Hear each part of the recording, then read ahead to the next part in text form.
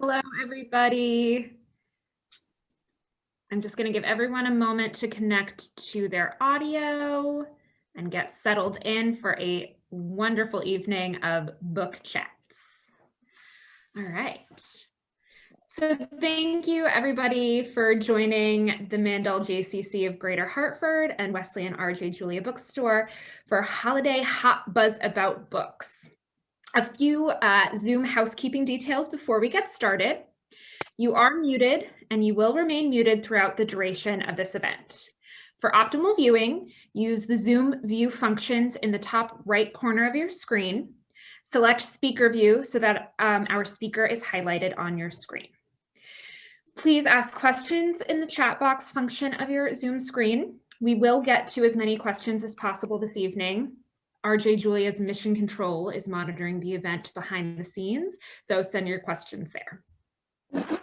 Time you drop off the Zoom or experience technical difficulties, simply click the link again to be readmitted. And of course, please don't forget to purchase any of the titles discussed this evening at wesleyanrjjulia.com. We will provide links to shop in the chat box. And now I will turn it over to Kathy Binder and Kathy Fishman of the JCC to introduce tonight's distinguished panel and kick things off. Good evening, everyone. My name is Kathy Binder, and along with my co-chair, Kathy Fishman, we are thrilled to welcome you to the 10th annual Hot Buzz About Books. We were not going to let COVID stand in the way of bringing you one of our most loved events. The JCC has worked so hard to bring quality virtual programming to our community, and we hope you've been able to take advantage of the amazing book festival events that the JCC has been delivering through virtually through their partnership with the Atlanta JCC.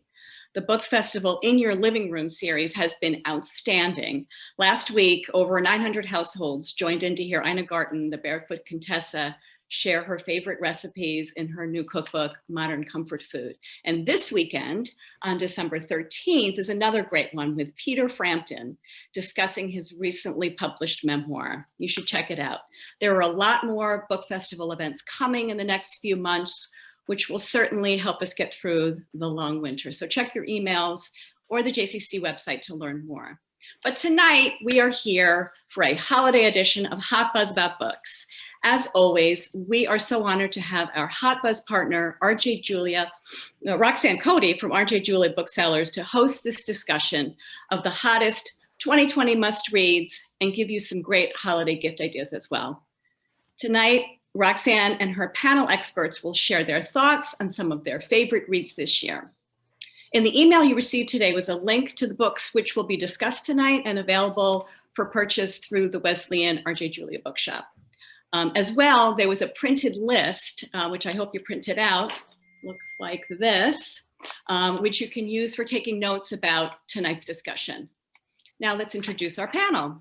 Tonight we welcome back, for the 10th time, our legendary Hot Buzz host, Roxanne Coady, founder of RJ Julia Booksellers in Madison, Connecticut. Roxanne, this is our 10th year together, and we are so thrilled to be back with you, at least virtually, and especially this year when we are all dealing with so much disruption in our lives. Yeah. It's comforting to share this book lovers event with you and our community. Sharing the virtual stage with Roxanne is Jennifer Black and Michael Kindess, both of Penguin Random House, and West Hartford's own author, teacher, storyteller, Matthew Dix. Thank you, Jennifer, Michael, and Matthew, for also being longstanding participants in our 10 years of buzzing about books. We so enjoy your wisdom, your wit, and of course, your literary opinions. So sit back, relax, and let's have a great discussion. Take it away, Roxanne. Thanks so much, Kathy. So it's a little bit, we're now getting used to Zoom. I've even gotten used to Zoom speeches and podcasts and all of that. But for this event, not being on the stage in person with Matthew and Jennifer and Michael is a real loss, and not being able to see all of you, because lots of times I get to see old childhood friends, and it's just always a lovely way. So we will do our best to make this a close second to being there and being together. We'll leave some time for Q&A. We'll go till about 10 of 8. We'll take some questions, and the Cathys will monitor those and give them to us. We'll answer them, and hopefully you'll get plenty of good ideas. I think I've spoken to people during this pandemic who have said, oh, I'm reading more than ever, and others who are saying, I can't read anything. So I don't know which category you're in, but we're going to have books whether you're restless or looking. Of course, I'll have the doorstop books that so you could settle in for the winter. So with that, I think what we'll do is start with 2 books that I was reminded of during the pandemic when somebody talked about funny coming of age books. And 2 of them were 2 of my favorites. And one is called The Secret Diary of Adrian Mole, age 13 3/4, which is Catcher in the Rye on the hilarious side. And it's good for a middle grader. It's good for a grown-up. It's just been put back in print. And I remember when I must have read this like 30 years ago, I just could not stop laughing. So if you want something silly and Yes, fun, I can hear you. that you can, and also a good book to read as a family. That's one. The other is a book called Who Will Run the Frog Hospital, which is a collection of essays by Lori Moore. And Lori, I adore Lori Moore. I could read, she wrote the back of a cereal box. I would read that, but I'll give you one line from the book that will give you an idea of her humor. So the beginning of one essay is a middle-aged woman runs into a frog in the woods and says, kiss me, kiss me. And, the woman ignores the frog, and the frog says, kiss me, kiss me. So it still ignores the frog. And finally the frog says, don't you realize that if you kiss me, I'm going to turn into a handsome prince? And the middle-aged woman says, at this point, a talking frog is more interesting to me than a prince. So that's the kind of wit that she has. So if you want something light, something funny, something short, I'd start with those 2 books. And with that, Matthew, why don't I turn it over to you?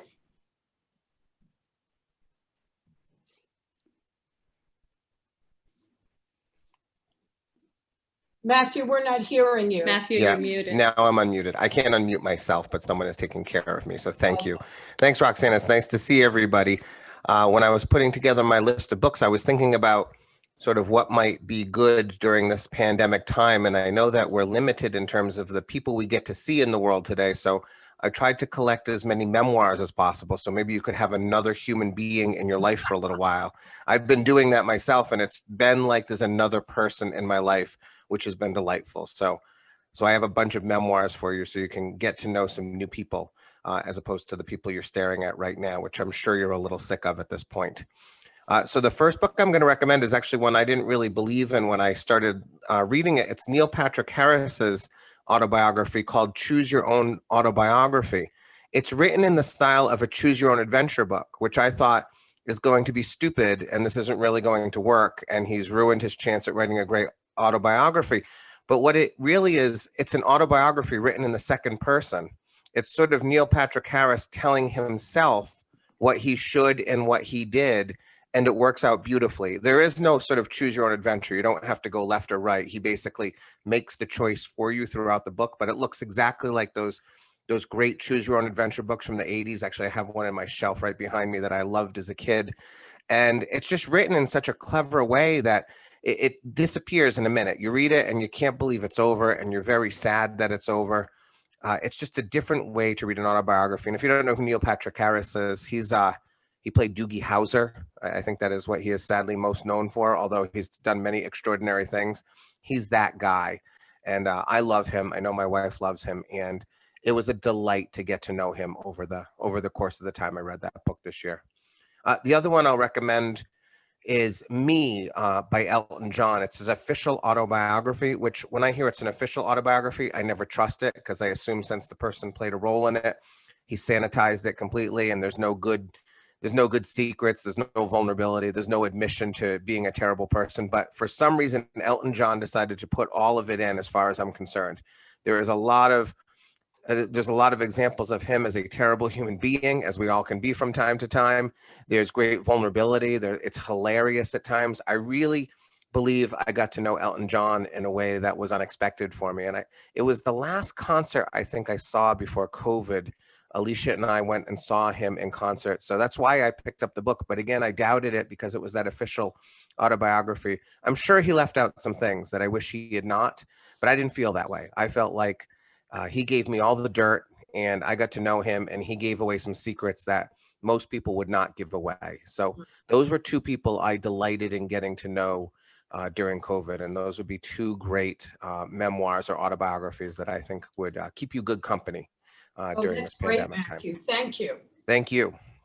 Jennifer. Okay, I'm sorry. I'm trying to quiet down my kids in the background. All right, you might see one or two of them run through. Well, thank you. It's a delight to be here, even in this strange computer world. So let me just jump in and talk about, can you see, I don't know if you can see it, my first book, Hidden Valley Road, the first book I want to talk about. This is one of the best books I read this year. I can guarantee that you will spend an entire weekend hiding from your family, completely engrossed in this tragic American family drama. On the outside, the Galvins were extraordinary. They were the epitome of a large, successful, middle-class family, but things were not as they seemed on Hidden Valley Road. In this terrifying medical mystery, 6 of the 12 Galvin children were diagnosed with schizophrenia. Kolker delivers an incredible feat of narrative nonfiction. It's a fascinating and frightening page-turner that explores the cause and effects of schizophrenia and the devastating effects on a family. But he does it with such compassion and care.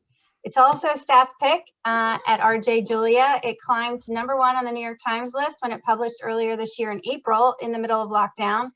It was chosen by Oprah for her book club. And it's an incredible read. I promise if you like narrative nonfiction, you'll love it. And you'll be in good company, as it was just chosen as one of the top 10 best books of the year, according to the New York Times critics. So that's Hidden Valley Road. And So Hidden Valley Road is on my top 10 of the year as well. And I interviewed Robert Kolker for the podcast, for the Just the Right Book podcast, and he was one of the nicest people you could want to meet. So I would highly also recommend that book. And if you want to hear from the author after you read it, you could look up Just the Right Book podcast. It's on Spotify or Apple or wherever you get podcasts. It's so good. I love it. Thank you, Roxanne. Glad you liked it. My next book is, well, you've heard me, if you've been here before, you've heard me talk about Ya Jessie before. Her debut, Homegoing, was an epic historical novel about 2 half-sisters from Ghana whose lives take vastly different paths when one is sold into slavery.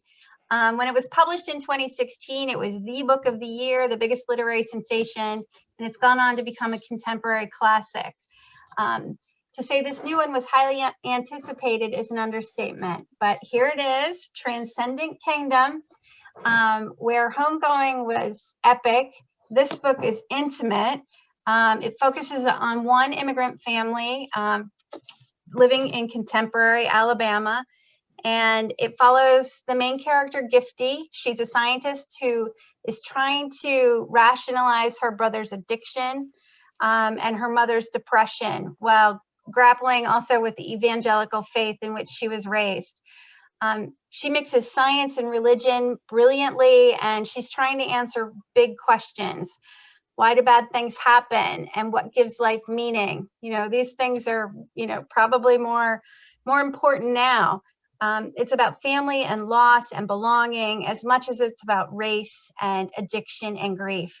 It was an instant bestseller. It was a Today Show Read with Jenna book club pick. It was hailed as brilliant by Ann Patchett. And it's definitely one of the literary books of the year, literary events. So that's my Thanks, two. Jennifer. You're welcome. Okay, Michael. All right, I'm gonna do two nonfiction books. The first one is Agent Sonia by Ben McIntyre.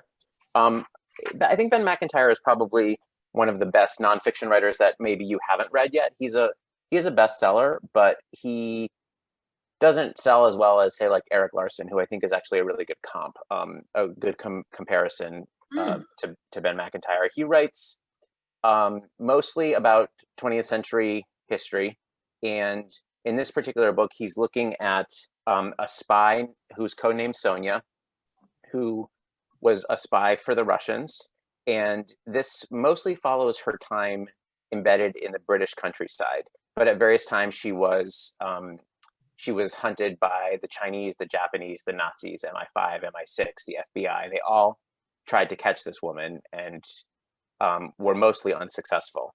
He is one of those writers who does a ton of research. He had access to her papers and intelligence files from multiple countries, that all these different organizations that had kept these files on Sonia, and he had access to them and has written this incredible book of this woman who blended in, and he's just really good at bringing these people to life, like Eric Larson.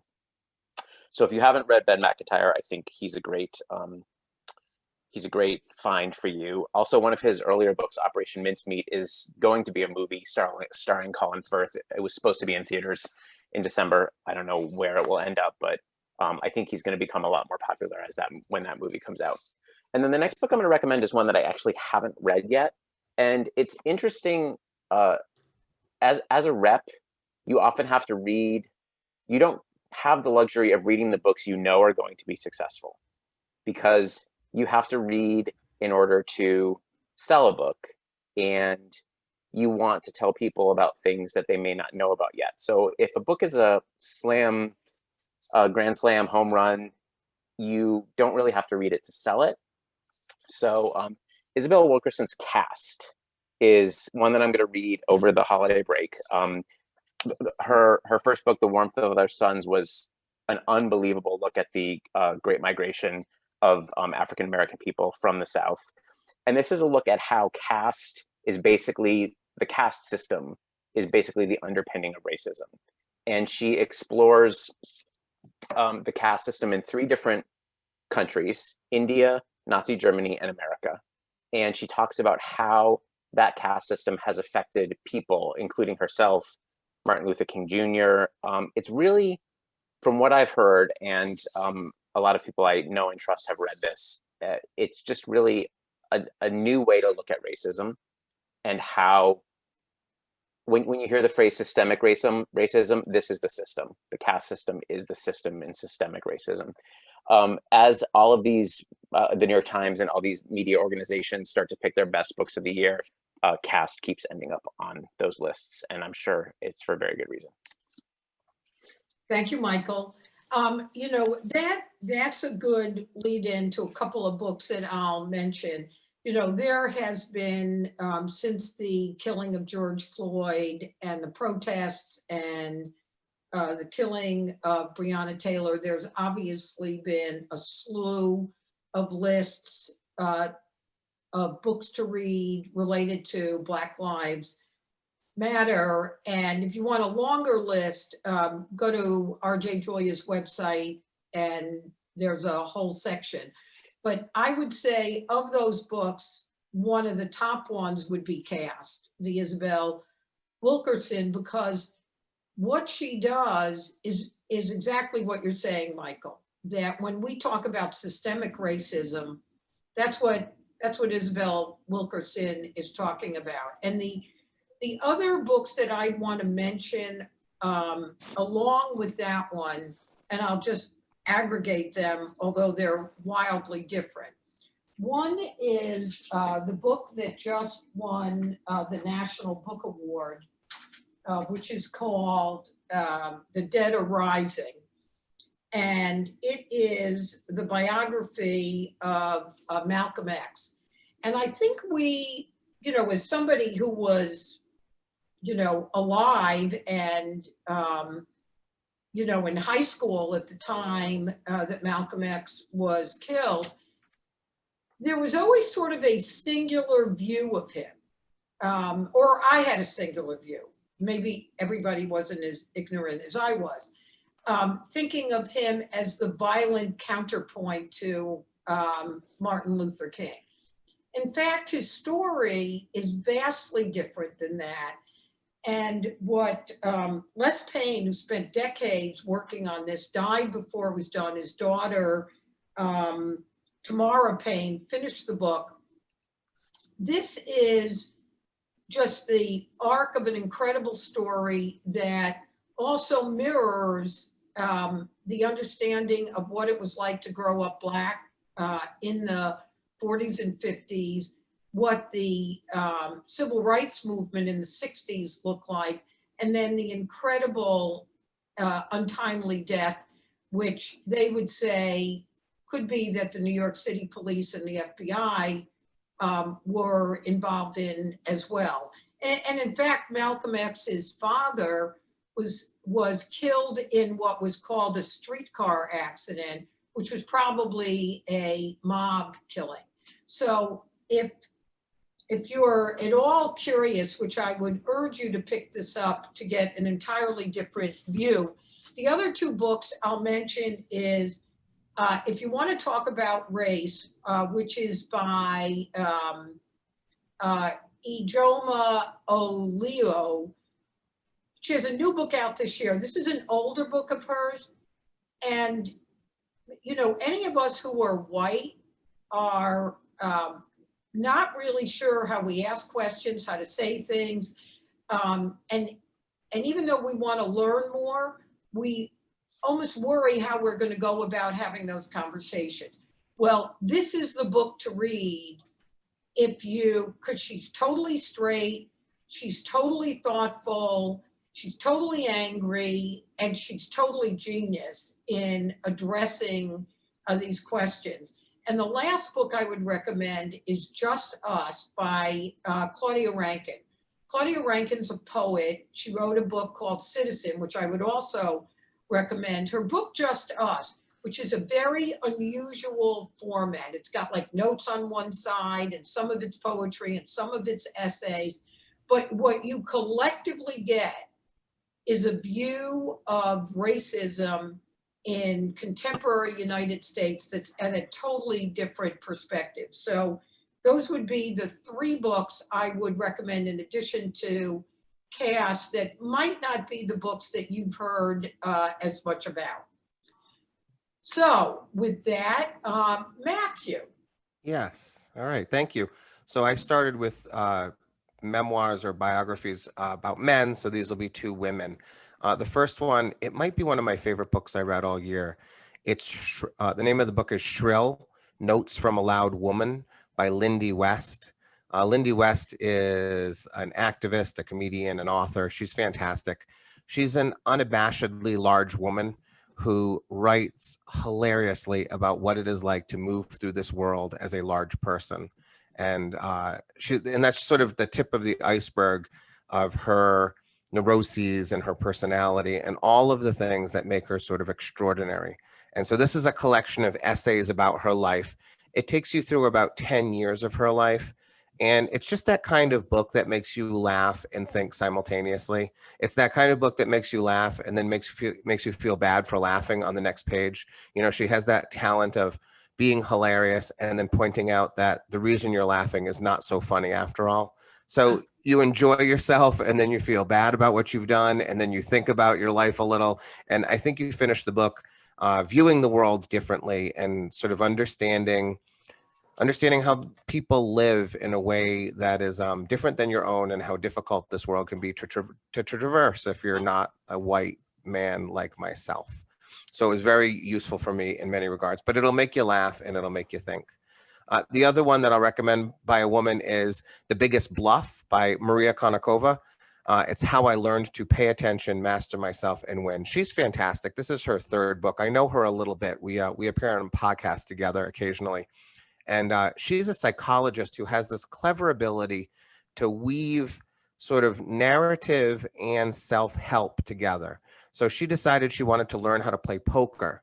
And through playing poker, she was going to learn how to make better decisions. A bunch of economists sort of view poker as one of the ideal games in the world because there's no absolute way to win. Whereas in chess, there's an absolute move that is correct. In poker, there really isn't. You can bluff, you can alter your bet. Every hand is a winner or a loser, as Kenny Rogers says, and it's very true. And so she goes out to just sort of learn how to play poker from a master, and in doing so, hopefully make better decisions in her life. And it turns out she becomes a fantastic poker player. Like, she makes more money playing poker than she does actually selling the book. And through learning how to play poker, she also teaches you how to make better decisions. So she uses the thing that she's doing, which is very entertaining. It's a great story. And then the next chapter talks about how you need to apply this skill to your life and how you can make better decisions. So it's this wonderful interplay of story and self-help. So you don't feel like you're being preached at, but you're getting some information. And at the same time, you're really getting a great story from a really fascinating human being. So it's great. I think it's one of those very good books that if you have sort of maybe a husband in your life who doesn't like to read very often, and for once in your life, you'd like to read the same book as your husband, this is the kind of book that I think a guy would really enjoy reading along with you. So it's a good couples book, I think. And it's another opportunity to get to know someone who I think is pretty fantastic. Matthew, so Biggest Bluff is also on my top 10 list. It is. Oh, I just think, I've never met her nor interviewed her, but I just thought she's just a great storyteller. You like her, you like the story. And, as you say, it does make you think about how often you make decisions that you think are based on what you know. right. And Yes. in fact, not true. Yeah. Her other book, she followed a con man around and learned the art of conning people. And that's actually a fantastic book too. You get to learn what con artists do. And she uses the skills that con artists use to steal our money to sort of transform her life in a positive way. She steals their skills and then sort of twists them in a positive way. So I'm going to read that. yeah, that was her last book before this one. They're all fantastic. She's got 3 of them, and you should go read all of them. But I'm glad you enjoyed it so much. I love that book. Oh, thank you for mentioning it. Miss Jennifer. All right. My next book is a debut novel, Megha Majumdar's A Burning, and it's a literary tour de force set in contemporary India that follows 3 very different characters as their lives become entangled when one of them, a young woman, makes a careless Facebook post and is accused of terrorism. It's written in short, propulsive chapters with expert plotting and suspense. It's a thriller that tackles literary themes of race and class and corruption, terror and fate, and what it feels like to be in a country spinning out of control and completely powerless. It was an Indie Next pick. It was an instant New York Times bestseller, as well as a Today Show Read with Jenna book club pick. And for a debut, this is incredible. It was nominated for the National Book Award this year. It's definitely a can't miss book if you like Ya Jessie or Tommy Orange or Jhumpa Lahiri. So that's A Burning. And another book that has resonated incredibly well is Hamnet by Maggie O'Farrell. It's critically acclaimed. It was the winner of the Women's Prize for Fiction this year, and it's a pandemic novel set during Elizabethan England at the time of Shakespeare. It centers on Shakespeare and his family life while he has writer's block, and then the Black Death hits. And when we realize that his son dies suddenly, the book becomes a novel of grief. How we experience it and how we respond to it, what it costs, and whom it damages. It's a moving meditation about how art imitates life. As a result, Shakespeare wrote his play Hamlet, which is close to his son's name. And this book is definitely on every best of the year and end of the year best of lists. And it's perfect for the moment that we're living in. Thanks, Jennifer. Michael. I'm going to recommend two books that I would normally say would be good gifts, like host or hostess gifts. But since we don't get to go anywhere, I just see them as good excuses to drink wine and eat cheese. The first one is the Essential Wine book, and then the new rules of cheese.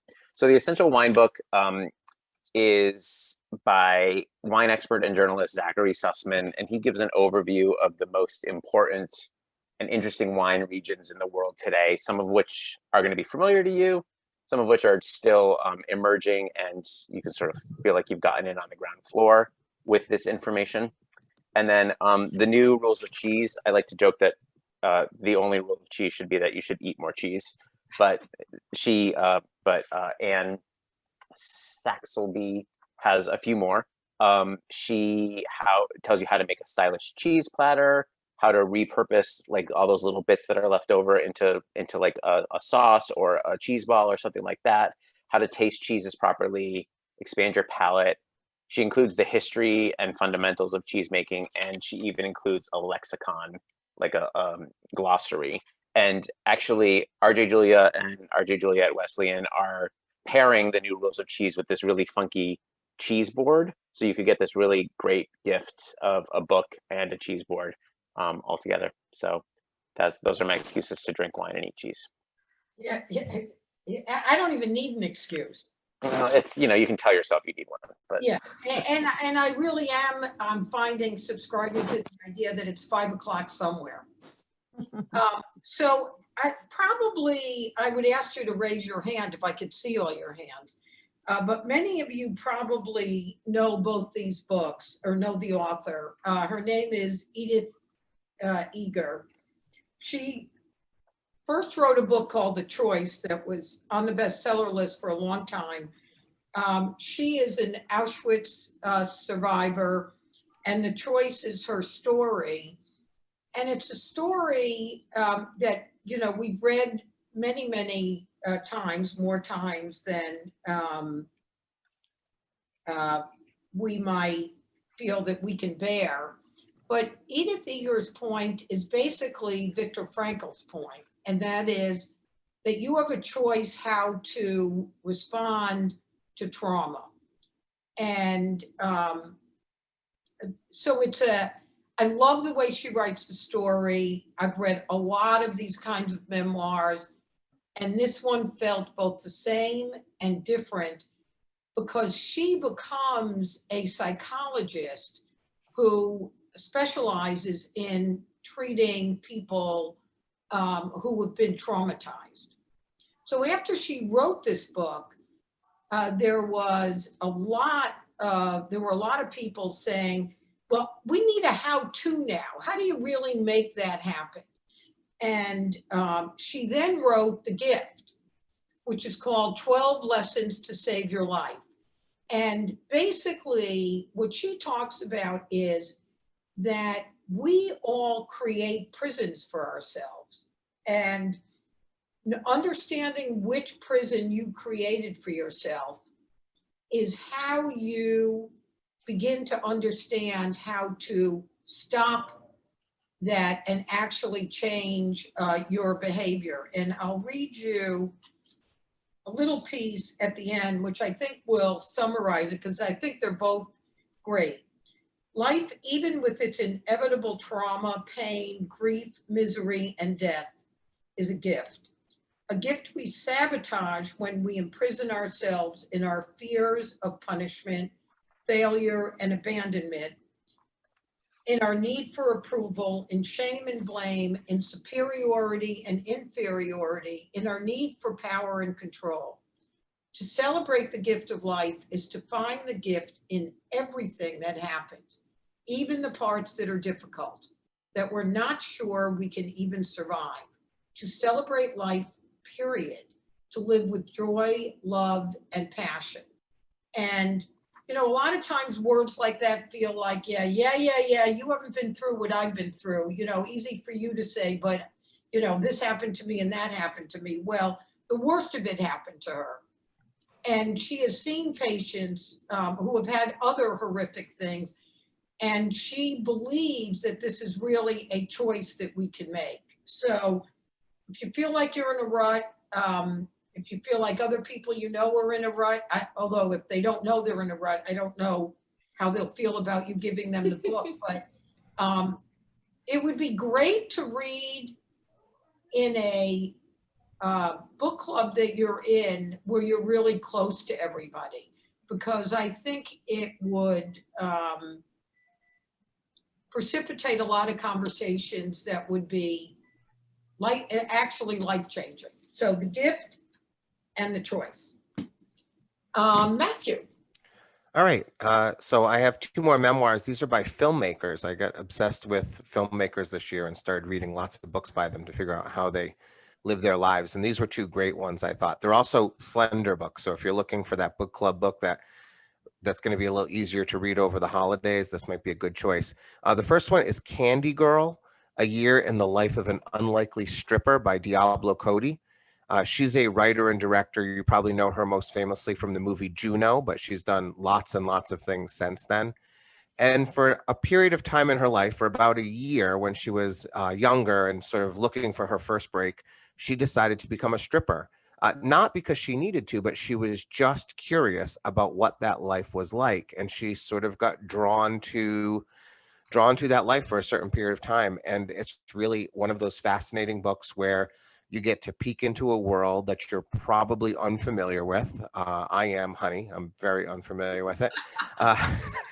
But, you know, it's one of those places you don't get to go. I've actually never been into a strip club. I've deliberately avoided them for obvious reasons. But I enjoyed the look. I enjoyed finding out what that life was like. She comes into it sort of as an outsider, so she has that outsider perspective, but she really becomes entrenched in it. So you start to figure out the appeal and the draw and the struggles and all of those things. She's a great writer, obviously. I mean, she's writing brilliant things now. But it's a great memoir. It's very slender. It's a quick read, but it'll give you a good slice of life. The other one is by Barry Sonnenfeld. It's called Call Your Mother, Memoirs from an Erotic Filmmaker. He's best known for the Men in Black series. He directed those, although he has done many, many things too that you are probably familiar with. He is just sort of, he's just an amusing little man is the way I would describe him. It's sort of like you discover that Men in Black was written by your sort of half-capable uncle. He's like, he just comes across as a person who is barely getting through life, and yet somehow he finds himself directing Will Smith in multi-million-dollar movies and sort of falling apart in the process. Like he barely survives each one of these movies. He's hilarious. He is self-deprecating. He is like your strange uncle who is somehow making it through life just barely. And so I enjoyed every page of it. It was unexpected, honestly. I picked it up because someone recommended it, and I thought this isn't going to be very good. I think the man really should be writing books more than he should be directing films. It really is a wonderful read. It will make you laugh out loud, and you'll love him at the end. You're going to love him for sort of being this flawed little man who has managed to accomplish some great things despite the fact he is who he is. So those two books I think you'll really enjoy. Thanks, Matthew. Jen. All right, let's see. Can you see it this time? Mm-hmm. Okay. This next book is by Jane Smiley. It's called Perestroika in Paris. And just bear with me. A boy, a horse, and a dog walk into a bakery in Paris at Christmas time. This is the improbable scenario that Jane delivers in this absolutely charming fairy tale about relationships that's told through this amazingly colorful cast of characters. It's a delightful confection of a book full of wit and humor, rich in details about Paris, butcher shops, bakeries, and parks. It's also full of insightful observations about humans. I loved this book. I didn't expect to, but I absolutely was completely won over by it. It's short, it's sweet, it's a joyous celebration of the themes of friendship, love, and freedom. And we're getting incredible reviews. Most of them saying, this is the book, this is the cathartic book we all need right now. This is the perfect book for those whom the real world, racked with pandemic and politics, are looking to avoid all of that. It's a fable-like travel around Paris. And I just think that this will make one of the best gifts of the year. So Jane Smiley. Right. Thank you. You're welcome. All right, we're going to go on a lightning round. There are, I think I'm going to mention, some of these will be self-explanatory, but I'll mention 4 really quick. This is the biography of Eleanor Roosevelt by David Michaels. I've read everything written about Eleanor Roosevelt. I have read her columns that she wrote for the newspaper on a daily basis. She is the person who's not alive that I would most like to have dinner with. And David Michaels has done a brilliant job with that biography. The other biography I would recommend, which you might not think to read or give, is called The Luckiest Man by Mark Salter. Mark was John McCain's chief of staff, co-author of all his books, one of my closest friends, so you understand my bias. But for somebody who's interested in politics, wants to believe again that politicians can, in fact, do things that are for the good of the country, John McCain reminds you that it can be done and names lots of people who have been that way, and it can go back to being that way. It's a great book about history, and it's a great book about sort of the arc of time of John McCain. And then the last thing I'll mention, which seems totally inconsistent with that, but we put together these like bundles that are already gift wrapped, and there's 3 of them. And Kelly, who's one of our buyers, just did a brilliant job. So the one that I thought you might want to know about is our Jewish food bundle. So one of the books is the Little Book of Jewish Feasts. The other is Little Book of Jewish Appetizers. And the other is Little Book of Jewish Sweets. And they're adorable, and they really have interesting stuff. And they're like, I'm going to send this out to all my siblings and my nieces and nephews as a Hanukkah gift. So that's it for me. Matthew.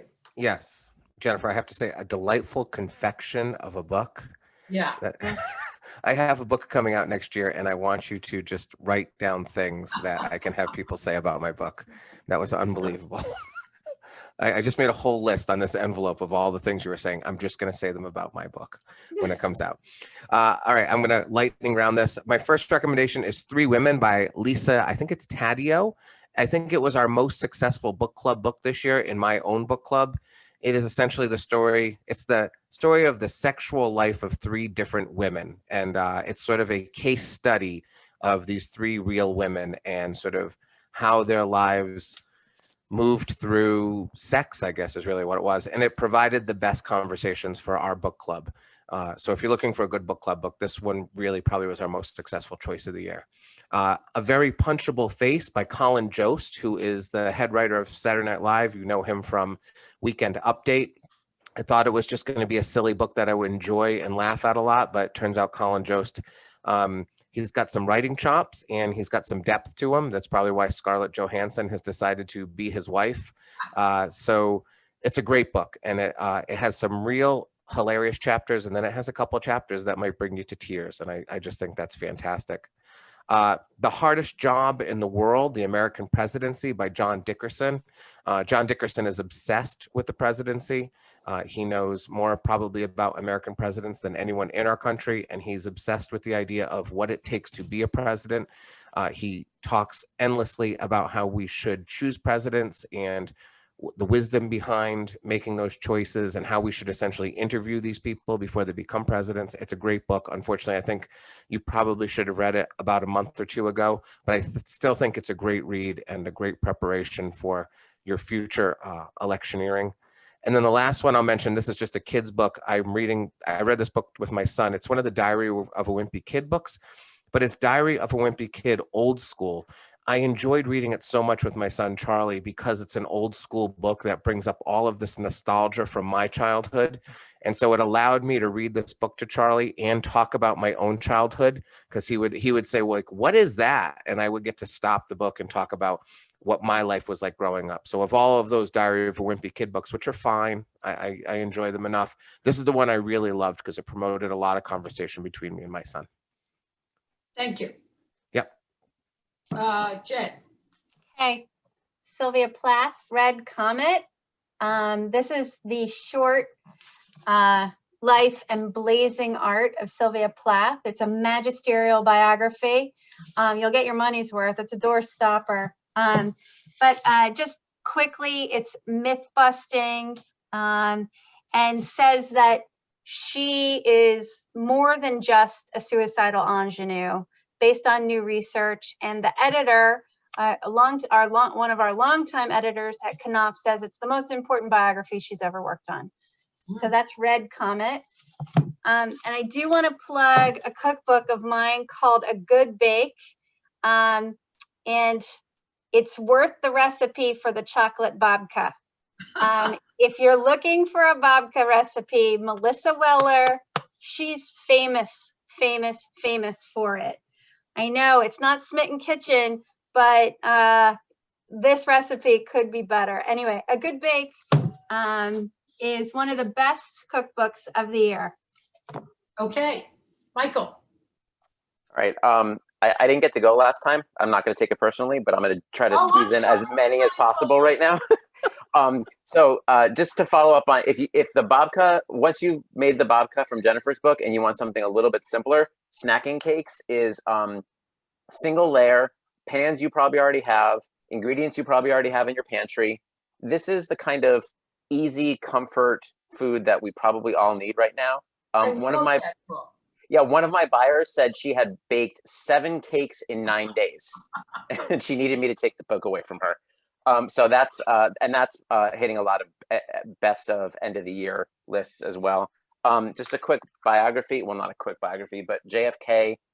This is Frederick Logevall, who has won the Pulitzer Prize. This is his first volume, and it covers his birth through 1956, which is when he started to think about running for the presidency. He had a ton of access to all the archival material at the JFK library. So this, other than the Obama, which is a memoir, this is the historical biography of the year, in my opinion. And then 2 really fun little gift books. The first one is How to Be More Tree. And it's basically all of the life lessons you can learn from trees, to like plant your roots deep, set your own boundaries, be open to change. And each one of these lessons is illustrated really beautifully in this little book. It's $12.99, so it's a great gift, stocking stuffer, whatever. And then for book lovers everywhere, Ex Libris by Michiko Kakutani. Kakutani was the longtime book reviewer, book critic for the New York Times, and this is 140 fiction, nonfiction, poetry books that she loved, and it's a little book for $25. Some of the books have these beautiful illustrations that are meant to evoke like book plates or old-fashioned jackets. Why can I never find another one when I need to? But it's just a really beautiful little book of the books that she goes back to again and again and rereads. And for book lovers or for yourself, it's a beautiful little book. Thank you, Michael. I'm so sorry I missed you. I knew that I got around to me and Matthew too quick, and I couldn't figure out why. So, one of the things I think about as I was listening to the 3 of you is you are my most favorite book people. Like every year when I hear you, all of you, I come up, you know, I'm a bookseller and I come up with more books that I want to read because I love the range of books that we're all reading. I mean, it's just so fun. So I want to get all of them. So why don't we take a few questions. Kathy, I'll let you ask them and then we'll figure out which one of us can answer them. Okay, so we have a couple of questions. So people type in your questions. We only have 2 at the moment, but one came in very early. It's a sweet question that says, what would you suggest for a 2nd grade girl who's into fairies? And maybe Matt's wife, Alicia, might be able to answer this question really well. I don't have a good answer. So Matthew, do you want to get Alicia down to answer this question? Honey, do you have she's sitting across from me as she always is. Do you have a thought? Well, I mean, I can't personally vouch for the Rainbow Magic. The Rainbow Magic series. There's a whole like Rainbow Fairies. I can't promise that they're going to be literary works of amazingness, but I can tell you that 2nd grade girls go crazy for them. All right, 2nd grade girls, Rainbow Magic. Perfect. They're like fairy magic or rainbow fairies, something like that. The kids love them. Okay. We knew she would have a good answer. Yeah, I did not. She did. Good. Kathy?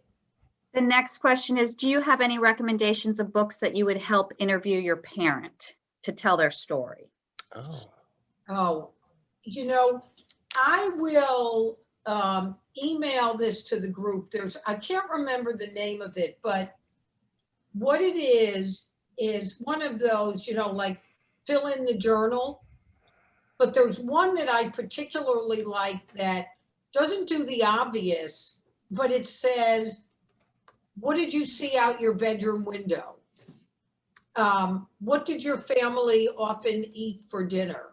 It takes a series of questions that I think, I used it with my parents, and I heard stories that I don't know another format by which I'd hear it, but I don't remember the exact one, and it might not even still be in print, but I will get you all the name. All right, and then we can share it with the group. Yeah. You know, I'll add that I get this question sometimes while coaching storytelling, and something that's oddly worked out really well for people is the New York Times 36 questions to fall in love. You know, it's that series of questions that are used on a date to sort of fall in love with someone. But that series of questions works well in so many circumstances. And I've had people tell me that they've used it with their parents when they're trying to get recordings of older parents for things like StoryCorps, you know, where they put those things in the Library of Congress, or even just to get their parents talking. So that list actually is useful in several regards. You can find love, but you can also just find some good stories with it. Oh, you know, Matthew, that's a really good suggestion. I like that a lot. There's also a book called All About Me, The Story of Your Life Guided Journal by Philip Keel, Keel. All About Me is the name of it. All right. I haven't personally used it, but it's one that I know of. Okay. Next question. Are we ready for next question? Yeah. Okay, so here someone is asking, we have a lot of preschool questions, a Hanukkah picture book for preschool. Before you answer though, I just want to put a plug in for PJ Library, which is a program through the JCC that sends books age appropriate periodically, I don't know if it's quarterly, to your home free of charge. And they are all Jewish content books and everything from picture books to, you know, for young adults. And it's a great program. You can sign up through PJ Library, through the JCC, I believe. But if anybody's looking for great Jewish books for their children, it's a fantastic program. So anyway. So Kathy, one of the things that is always sort of a pathetic joke in our store is that how bad the Hanukkah books are that come out. There's just like, it's just stunning how bad they generally are. And then this year, for some inexplicable reason, there were a bunch of good ones that came out. So if you go to the RJ Julia website and look up under the holiday books, we have like 3 or 4 Hanukkah books that are actually really good. And if you don't get to go to the website, I'll put those names together. Kathy, if you remind me, and I'll get that in the same email. Okay. We enjoyed Jane Yolen's How Do Dinosaurs Say Hanukkah? Happy Hanukkah. Happy Hanukkah. Yeah, it's that, you know, she has that series of books with dinosaurs sort of squeezed into living rooms and kitchens and things. And there's a Hanukkah one that was really great, and the kids loved when I read it to them when they were younger. Yeah. David Jacobs, the executive director of the JCC, just texted me and said, you can get PJ Library through the JCC website, and it's monthly books, birth through 8 years of age. Okay. And then there's actually, it extends beyond age 8, Kathy, too. There's PJ My Way, which my daughter does now, where you get to select your own books. So yeah, it goes even further than that. Awesome. Okay. Any other questions? I have one. Beyond Agent Sonia, do you have any other recommendations for spy type books? Doesn't Robert Harris have a new book? Yes. V2. I think it's called V2. Yeah, it is. But there's also Scott Anderson has The Quiet Americans, about 4 CIA agents during the Cold War. He famously wrote Lawrence of Arabia. Scott Anderson is his name. Oh, okay, good. Let's see. Here's another. Is there books for middle schoolers who like realistic fiction? But fiction. Realistic fiction. Well, that Adrian Mole book would be a fun one, but the other, I'm wondering if they mean like history. Or Jason Reynolds, Yeah. YA. Well, but Jason Reynolds would be more current events. Well, no, that's right. Jason Reynolds would be,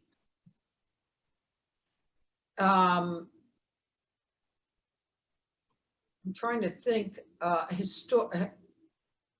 so historical fiction for a middle schooler. You know, one of the things I think I would recommend are biographies that, I know that's not fiction, but I'm trying, have the person write a little bit more, Kathy, about whether they want it to be history related or realistic in terms of human behavior. Okay, so if the person asking that question, if they could just expand on their question. In the meantime, we'll ask a different question. This will be the last one. Okay, where did it go? I have one, Kat. Okay. What's a classic book you read years ago that you recently reread that you still love? 1984. 1984. Yeah. I would say a book that I recently reread was Viktor Frankl's In Search of Meaning, and I did it in a Zoom book club with one of my closest friends and another person that I didn't know. It was more of an acquaintance, and to read that in the middle of the pandemic was, it just brought a different perspective. And I probably read that, but that's probably the 3rd time I've read the book. And there were a lot of things that I didn't remember correctly. I mean, my answer is terrible because it sounds pretentious, but it's Shakespeare. I read Shakespeare every year because I'm reading to my students, so I read the original first. And if you're afraid of it or you've never read it, I just think you shouldn't be afraid of it and you should go read it. Get an edition that has the sidebars that will help you a little bit, but it doesn't take much to get totally consumed in a good Shakespeare. I would stick with the tragedies to start. The comedies are all they're all the same. So Matthew, I'm not a big Shakespeare reader. What should I start with? I always think you should start with Macbeth. Okay. Yeah, I just think it's great. And it opens, I mean, the opening of Macbeth is just, it draws you right into the story.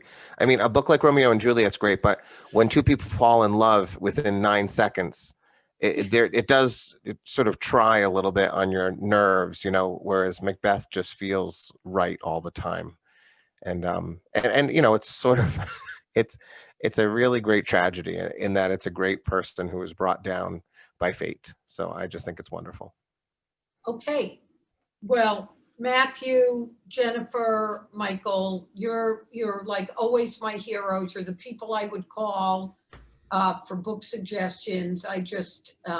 I'm always thrilled to hear what you have to say. So I thought before I turn it over to the Cathys to finish, I thought I would read you a Mary Oliver poem that I think feels just right for what we're dealing with. And the poem is called I Worried. I worried a lot. Will the garden grow? Will the rivers flow in the right direction? Will the earth turn as it was taught? And if not, how shall I correct it? Was I right? Was I wrong? Will I be forgiven? Can I do better? Will I ever be able to sing? Even the sparrows can do it, and I am, well, hopeless. Is my eyesight fading, or am I just imagining it? Am I going to get rheumatism, lockjaw, dementia? Finally, I saw that worrying had come to nothing and gave it up and took my old body and went out in the morning and sang. So that to me is a reminder that all our worrying is not necessarily going to do anything. And so if we take, in my case, my very old body out to sing, that's probably going to serve us well. So in closing, I hope you'll think about that. And I want to wish everybody more than I think we've ever thought about its importance to all of us, is to wish you all good health and everybody stay safe. And I look forward to next year that we'll be able to be in person again. So thank you. Thank you all. Thank you so much. Kathy? Thanks, Roxanne. Really appreciate those words. Something to think about. I also want to thank all of our panelists for a brilliant discussion tonight and for their recommendations. I was feverishly taking notes and making my shopping list. Please remember to use the link you received today, which is, if you noticed, it was also in the chat, to purchase tonight's suggestions from the Wesleyan RJ Julia shop. We would also like to thank everyone at RJ Julia who made tonight possible, and to the JCC staff, particularly Karen Wyckoff, Naomi Shinerman, Michelle Bonner, and Executive Director David Jacobs. Their tireless work enables this and so many other COVID-safe programs to be delivered to our community. And we want to thank you, our audience, for joining us tonight. We wish you all a wonderful holiday season filled with the things that make you happy. Since our choices are limited right now, what could be better than curling up with a good book and being taken away? And now we have some great suggestions for doing that. Here's to the new year, and may 2021 be the year to remember for all the right reasons. Good night, everyone. Take care, stay safe, and be well. Bye-bye. Good night, Bye, everyone. everybody. Good night. Thank you all.